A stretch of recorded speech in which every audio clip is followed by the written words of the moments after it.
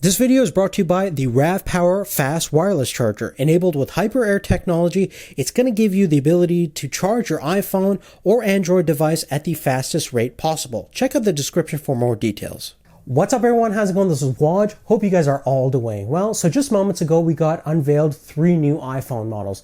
Just as the rumors predicted, we now have a XR, a XS, and a XS Max. Specifically here I want to compare the biggest, baddest, greatest smartphone that's available right now from the Android platform, namely the Samsung Galaxy Note 9 in my opinion, and compare it to the largest offering from the iPhone side, the XS Max, which is going to be available for pre-order this Friday the 14th and available later on this month, September the 21st. Now what I want to do specifically is compare the design of the Note versus the XS Max, and when taking a look at the construction itself, you're going to notice that the Samsung is made out of aluminum construction and it has Gorilla Glass 5 front to back. Now the iPhone is going to be made out of high quality stainless steel frame, and it's also going to have glass front to back, just like we saw on the original iPhone X. Now both have IP68 certification, and the iPhone specifically can go underwater up to 2 meters deep for about 60 minutes, versus the Note is rated for about 1.5 meters down for about 30 minutes. Now physically, the Note's going to be a little bit wider than the iPhone, but the iPhone will be taller and thinner, namely about 7.7 millimeters in terms of thickness on the iPhone, or about 8.8 millimeters on the Note side. The Note will generally be a little bit lighter. It's going to be hard to perceive, but it's rated around 201 grams, versus the Max is going to be 208 grams. Now, a big feature that I'm kind of excited about is the fact that we finally have a dual SIM option for the iPhones. Unfortunately, it's for the Chinese market, and the regular phones will have eSIM support, but it's going to be cool to have the option to have 2 separate carriers, 2 separate SIMs on an iPhone. It's actually something that I do quite often, traveling back and forth between Canada and the US. Unfortunately, I'll probably have to get the Chinese version, but it's nice to know that that option is available. Obviously, we've been enjoying this option on Android phones for many years, including the Note. Now moving on, let's talk about the displays on these devices. And for the first time ever, the iPhone actually has the larger display. Both are using organic LED technology, but the iPhone is 6.5 inches versus 6.4 inches on the Note size. But the Note still has the iPhone beat slightly in terms of resolution, rated at 2960 by 1440, giving a PPI count about 516. The iPhone is still relatively high. It's 2688 pixels by 1242 pixels wide, and it has a PPI rating about 458. In terms of screen to body ratio, generally speaking, we have about 84% on the iPhone and about 83.5% on the Note. Now in terms of the internal specifications, it's hard to compare because they're running on completely different architectures, but in terms of the Apple side, we have the new A12 Bionic chip. It's comprised of a 6-core CPU, a quad-core GPU, and the neural engine. In terms of the CPU itself, it's comprised of 2 performance cores and 4 high efficiency cores. And if we compare it to last year's A11 chip, the performance cores are about 15% faster and 40% more efficient. And the 4 high efficiency cores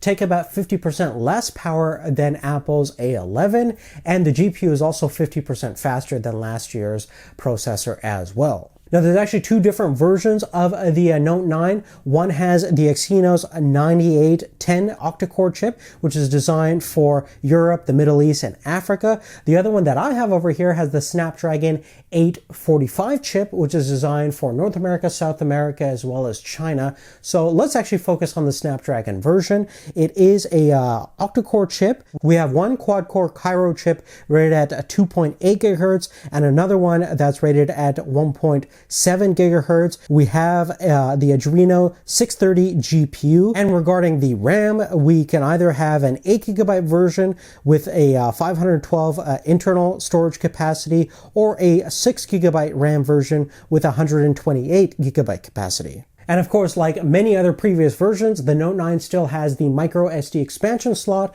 as well as a 3.5mm headphone jack, which is always a nice convenience. Now, in terms of the memory on the iPhone, we have 4GB of RAM on all those models.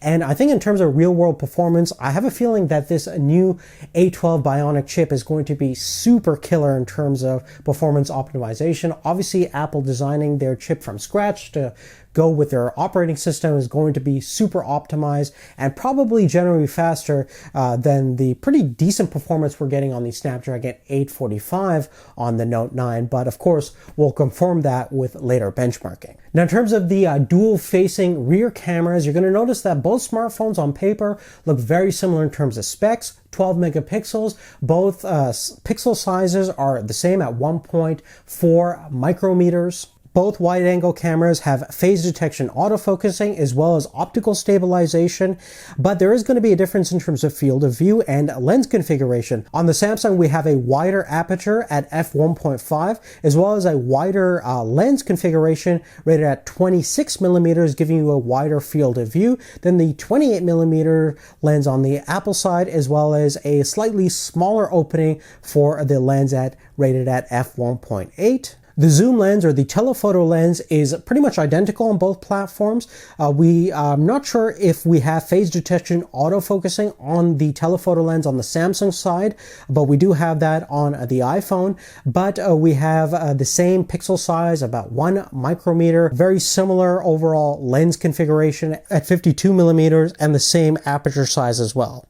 Now, importantly, in terms of the portrait photography mode using the telephoto lenses, Apple has made some improvements in terms of enhancing the bokeh effect, the out of focus elements in the background. You can also change the aperture post actually taking your photo, which is really cool. You can kind of unblur and focus the background post shooting your photo on the Samsung side, but it's more of a software effect than anything else and doesn't look as convincing as the system we see with the iPhone. Of course, we'll have to test out both cameras to see which one actually looks better. But in terms of low light performance and everything like that, I think they're going to be very, very similar and super competitive. It's going to be hard to really tell the difference between the two besides the image processing capabilities. Now, on the front-facing side, starting with the Note, we have an f1.7 25mm lens. It's 8 megapixels, and it's slightly wider than what we find on the iPhone, which is a 7 megapixel f2.2 32mm lens. Now, the front-facing camera array on the new iPhone has been improved for facial recognition. It's using IR sensors, which are twice as fast as the previous generation, as well as new dot projection sensors should be greatly improved. In terms of the security features, we still have Face ID as the main primary unlocking system for the new iPhone. But on the Note side, we have iris detection, face detection, as well as a fingerprint scanner / heart rate and O2 sensor at the back of the phone. So we definitely have more options to unlock our device on the Note side, which is cool, but a lot of people are really happy with the Face ID system we have on the original iPhone 10, and the 10s Max and 10s are just going to improve upon what was great to begin with. Now, lastly, let's talk about the battery parameters on both platforms. The Note has a 4,000 milliamp hour capacity versus 3,300 milliamp hours or somewhere in that vicinity on the iPhone. And that might not seem like much, but keep in mind that the A12 Bionic is super efficient in a lot of ways, and the hardware and software is completely optimized with the iPhone side, and we usually find decent battery performance. But that being said, I think most likely the Note's going to come out slightly ahead in terms of endurance tests. Of course, we'll have to test that out. Now, in terms of the wireless charging tech, we have PowerMat, PMA, as well as Qi charging support for the Note, and exclusively with the iPhones, you can only use Qi chargers. And that brings us to our sponsor. If you are going to use a Qi charger, probably the best one that we've tested out recently is the RAVPower wireless charging pad that features their new Hyper Air technology, which is going to supply the full 7.5 watts of power to the new iPhones, enabling the fast charging wireless capabilities that iOS 11.2 has recently enabled. And if you're using a Samsung smartphone that supports 10-watt fast charging, the RAVPower can handle that too, thanks to the fact that it comes with a 24-watt power brick. It also broadcasts both the broader spectrum of frequencies for the Android devices and the more narrow spectrum of frequencies specifically for the iPhone. So it's super optimized in recognizing your iPhone or your Android at a very fast rate. You don't have to wait a tremendous amount of time before your device gets recognized and starts fast charging. The design of the charging pads are super slick as well, very compact. They come in black and silver colors. I've actually integrated one of the charging pads into my workstation PC desk. That's how much I like them. So definitely check them out. I want to thank them so much for making this video possible. But really, other than that, guys, that's really it. Hopefully you liked this video. If you did, give us a thumbs up. We'll definitely have a physical comparison coming up very soon once we have the new iPhones on hand. But other than that, thanks for your support. We'll see you later. Take care.